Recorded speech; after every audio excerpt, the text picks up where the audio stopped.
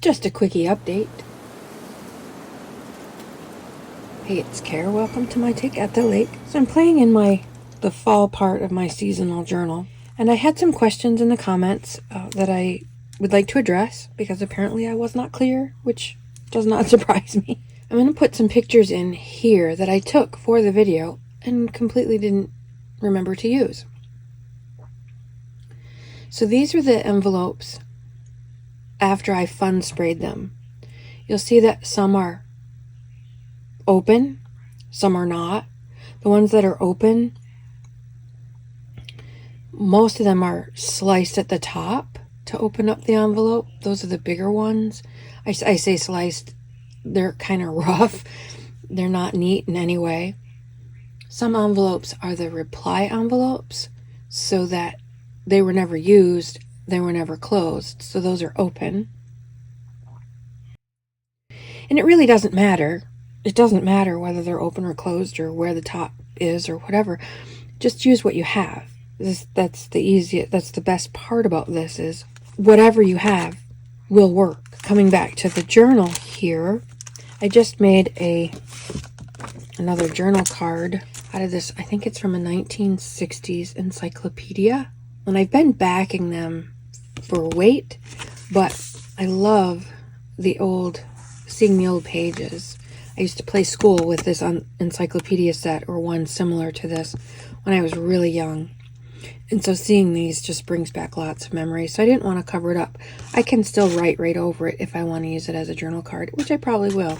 The reason I'm bringing it to your attention is, to me, this topper is pretty long for this little card. I would probably cut it. However, because my journals are different, because my pages are different sizes, and I want this one to slide into this smaller envelope so that you see that beautiful, of course now it's sideways. Oh, we can't have that.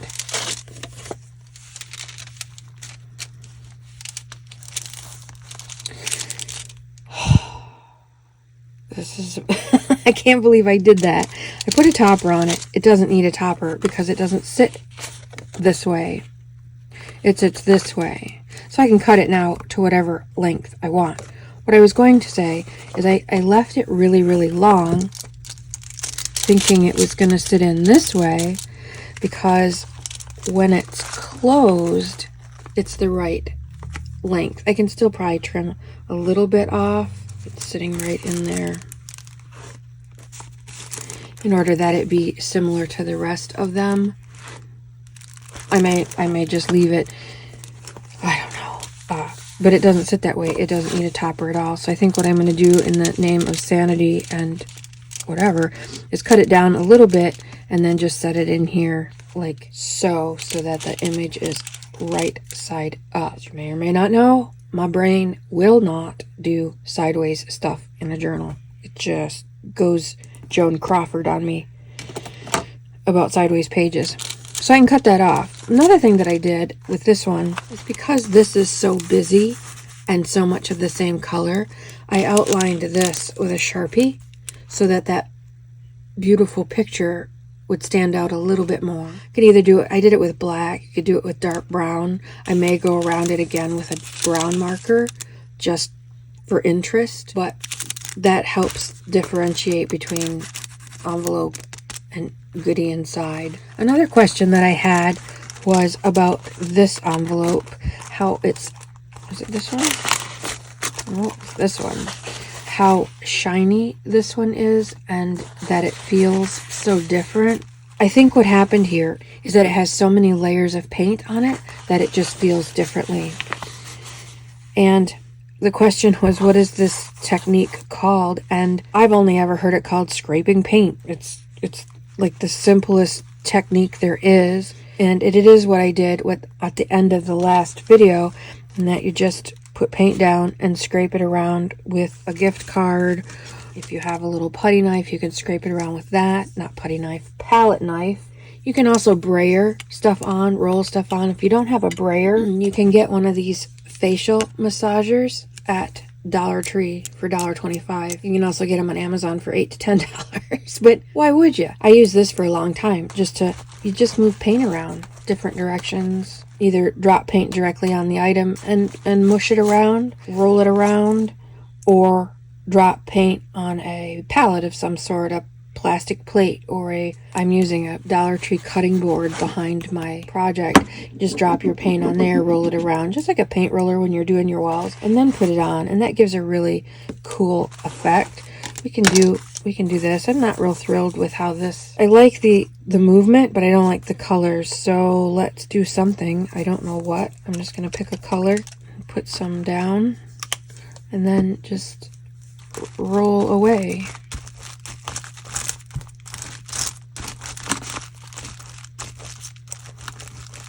I should be careful not to get it on the one behind it. You see, I'm not being terribly careful at all.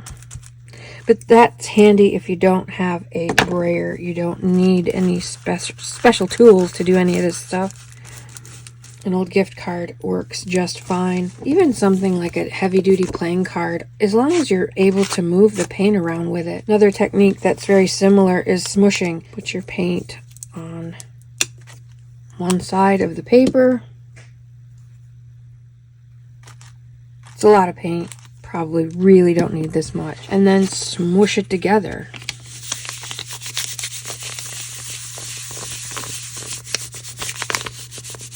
Not terribly technical.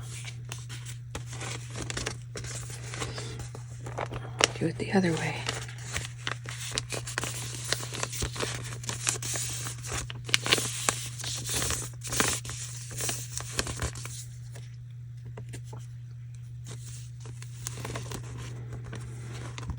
It's like a Rorschach test.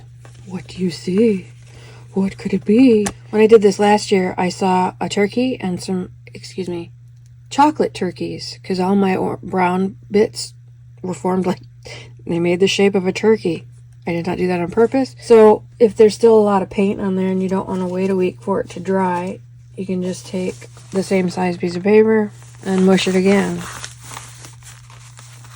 Now, if I were going to use this in this journal, I would have used coffee dyed paper so that it's not bright white next to all this beautiful vintage goodies. But this is just a sample, so I'm grabbing what's handy. If you were lucky enough to have art in school as a kid, you've done this. This isn't anything new. There I see turkeys with big feet, huge feet on these little baby turkeys. There's a turkey head and a turkey beak. And big turkey feet. And his crazy jowl thing, whatever that red thing is called. That's what I see on this one. I don't see the turkeys here. But anyway, smushing paint. There's still quite a bit of wet paint right here, so I could roll that around if I wanted to. And just let it dry. I could use this as a background. I could tear these colored bits up and use them in here, the colors that do match. A lot of options for that. This kind of smushing around makes great background pages. Put a layer of something over it. Throw some coffee at it. I always have coffee handy here in my sprayer.